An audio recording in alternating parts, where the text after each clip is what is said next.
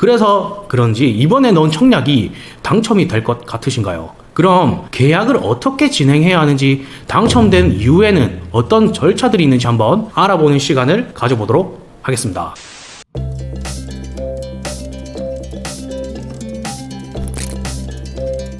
안녕하세요 여러분, 에디입니다. 오늘은 내가 만약에 청약에 당첨이 되면 어떻게 해야 되는지 궁금하신 분들을 위해 영상을 좀 준비해봤어요. 이제 주변에서 청약 당첨되는 사람들이 많이 나타나고 있습니다. 근데 나는 아니죠. 내가 당첨이 충분히 될 수 있는 그런 시기가 있습니다. 저도 강의를 하면서 청약에 당첨돼서 오시는 수강생 분들이 생각보다 많더라고요. 청약 당첨되고 싶으시다고 지금 생각이 듭니다. 제가 26살 때 부동산 공부한다고 하니까 아무런 관심 없던 친구들이 이제는 자연스럽게 먼저 집 이야기를 꺼내는 경우가 상당히 많아졌습니다. 당첨된 사람들이 위치는 다 다르겠지만 분양권을 매입한 사람도 있었고, 이 영상을 또 보시고 계신 분들도 청약을 간절히 바라고 계신 분들도 있을 거라고 판단이 됩니다. 요즘은 좀 잠잠한 분위기지만 불과 2년 전만 해도 청약 당첨되면 몇 억을 벌고 가는 그런 청약 단지도 있고, 또 그리고 막상 집을 사기에 너무 비싸진 환경으로 변해 있었죠. 아파트 매매를 고려해도 내가 이걸 고점에 사는 게 아닌가, 싸게 사는 게 맞을까 라는 생각으로 선뜻 사지는 못하지만 바가지 안 쓰고 새 집 마련을 할 수 있는 생각으로 많은 분들이 청약을 사랑하시는 것 같습니다. 최근 분위기가 많이 죽었지만 다시 점점 청약의 열기가 타오르고 있는 것 같단 말이죠.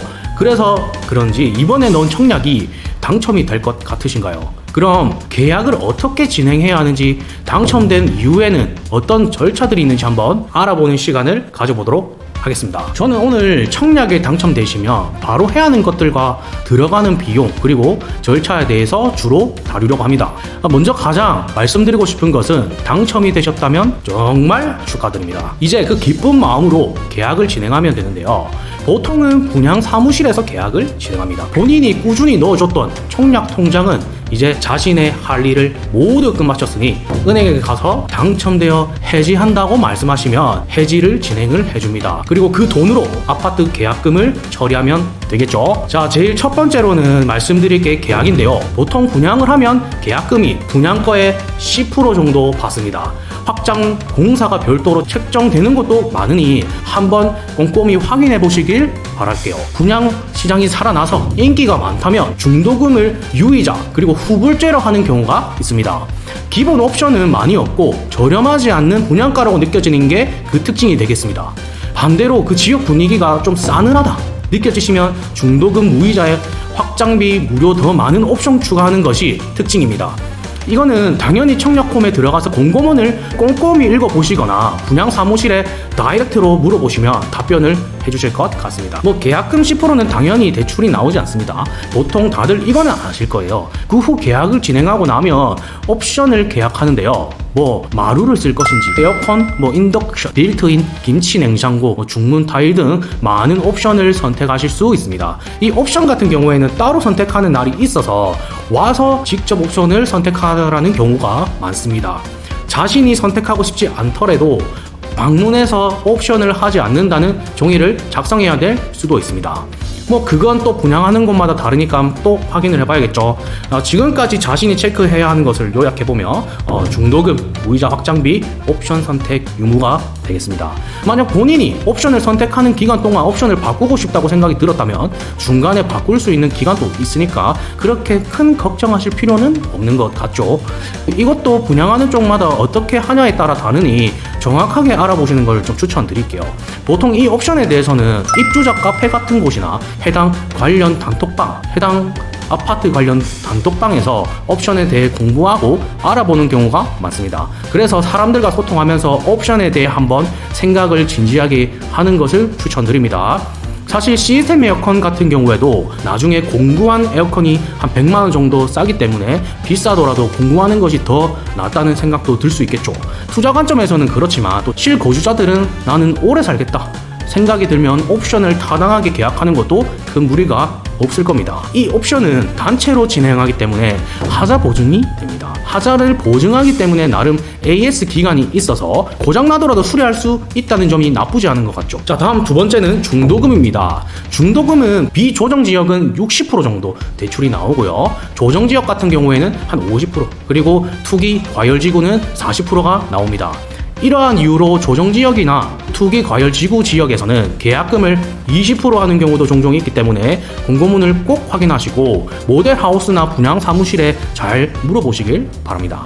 보통은 아파트 금액 모두를 현찰로 다 가지고 가서 분양하시는 분들은 거의 없을 거예요. 보통 분양을 받을 때 돈이 있으시다면 현금으로 내시면 되고, 그렇지 않은 경우에는 많은 사람들이 중도금 대출을 받게 되는 거죠.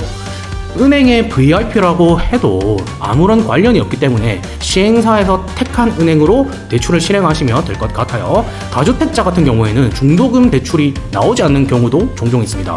무주택자는 무조건 나온다고 생각하시면 되시고, 혹여나 내가 다주택자라면 해당 분양 사무실에 문의해 보는 게 당연할 겁니다. 이 분양이라는 게 또 보증을 하는 경우가 대부분이거든요. 그래서 미리 내가 청약하기 전에 허그에서 보증을 해줘서 분양을 하는 곳인지 사전에 또 알아봐야겠죠. 이렇게 보증을 하는 이유는 건설사가 혹여나 사업에 문제가 생겨서 부도가 나는 경우 보증을 받기 위함이 되겠습니다. 중도금 같은 경우에는 1, 2, 3, 4차로 납부를 하게 되는데요. 아파트 입주하게 되기 직전에 거의 한두 달 전에 사전 점검을 실행하게 됩니다. 건물에 하자가 있는지 체크하는 시간이라고 생각하시면 되고, 시행사가 건물을 잘 지었는지 우리 입주자들이 점검하는 시간이 되겠죠. 그 다음으로 궁금하신 건 마지막으로 이 잔금일 텐데요. 딱 날짜를 정해서 그날에 입금해야 되는 것이 아닙니다. 보통은 한두 달 정도 요유기간을 주고 잔금을 납부하도록 합니다. 좀 긴 잔금을 주는 곳은 3달도 주기도 하거든요. 당연히 잔금을 치르시면 정식으로 이제 키를 받고 입주를 하시면 되겠습니다.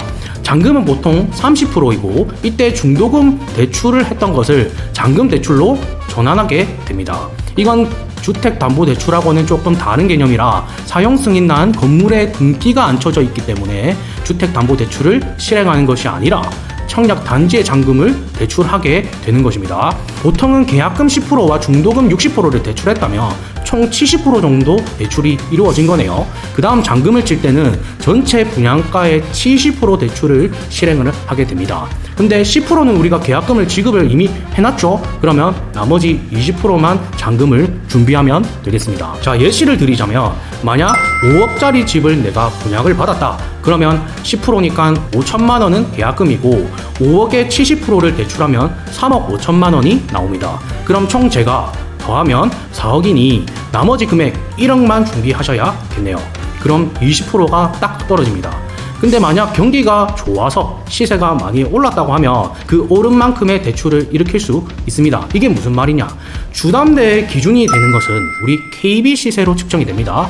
내가 5억짜리 집을 샀는데 프리미엄이 1억이 붙어서 KB 시세 기준 6억 시세를 형성하고 있다면 시세의 70%, 4억 2천만 원의 대출이 나오게 될 것이고, 계약금은 5천만 원을 넣었으니까 5억 빼기 4억 7천만 원 하면 내 잔금은 3천만 원 정도가 필요하겠네요. 이처럼 흐름이 잘 넘어오는 지역의 아파트를 청약을 한다면 사실 유리한 조건으로 스타트를 할 수 있습니다. 그냥 들어가 살다 보면 오르겠지 라고 생각하시다가 편하게 두 발 피고 잠자기는 어려울 수 있는 그런 고통스러운 시간을 가질 수도 있다는 거죠. 만약 아파트 흐름을 조금 이해하고 싶으시다면 제 첫 번째 영상을 보시고 오세요. 여기 위에 클릭하시면 됩니다.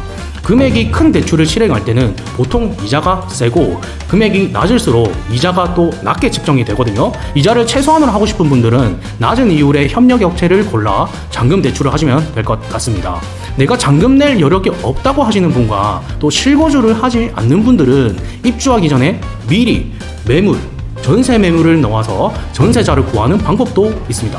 보통 이렇게 잔금을 치려고 하는 사람이 꽤나 있기 때문에 전세 매물이 입주할 때 상당히 많이 나오게 됩니다. 그래서 새 아파트가 전세가가 상대적으로 낮은 이유이기도 하죠.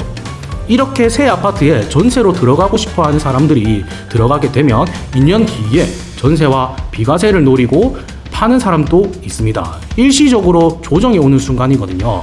하지만 이 시기가 지나면 아파트 가격이 회복이 되거나 상승하는 경우도 있으니 참고하면 되겠죠. 우리 여러분들 비과세라는 용어가 조금 어렵게 느껴질 수도 있는데요.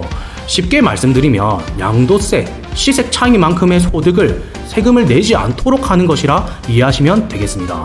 조건은 1주택자만 가능합니다. 2주택자는 일반 과세로 넘어가기 때문에 시세 차익의 요율표대로 세금을 내게 됩니다. 자, 1년, 2년 내에 팔게 되면 세금이 60%에서 70% 정도 내게 되니까 보통 팔지 않는다고 보면 되겠죠. 이 전세를 운용하는 방법은 입주하고 나서 전세 매물들이 점점 사라지고 부동산에서 전세가 많이 없다고 이야기할 때 전세를 구하시면 초반 전세가보다 높은 전세로 넣을 수 있는 게 운용 방법입니다. 그 사이에 공실이라 이자가 나가긴 하겠지만 그 지역의 공급이 줄어드는 시점이라며 빠른 시간에 전세가가 올라가는 현상을 발견할 수 있습니다. 이제 청약을 하고 입주할 때 그 해당 지역의 흐름이 상당히 중요하기 때문에 실거주를 하든 투자 목적이든 반드시 이 흐름 올 때 아파트를 매수하시길 바랍니다. 자, 이제 요약을 좀 해드리면요. 1번 계약금은 10%에서 20%를 납부하는 것도 있다.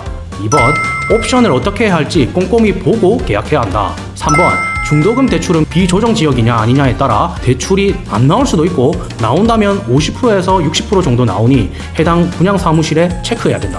4번 잔금은 잔금 대출을 이용해서 대출을 해야 한다.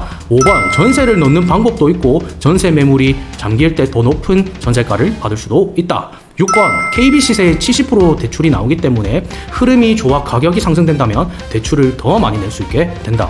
7번 흐름을 알면 청약도 전략적으로 할 수 있다가 되겠습니다. 지금 제가 청약 잘하는 방법의 무료 전자책을 작성하고 있으니 댓글을 참고해 주시고 끝까지 이 영상을 시청해 주셔서 감사합니다. 앞으로도 좋은 영상으로 찾아뵐 테니 구독과 좋아요 해주시면 감사하겠습니다. 이상 알기 쉬운 부동산 에디였습니다.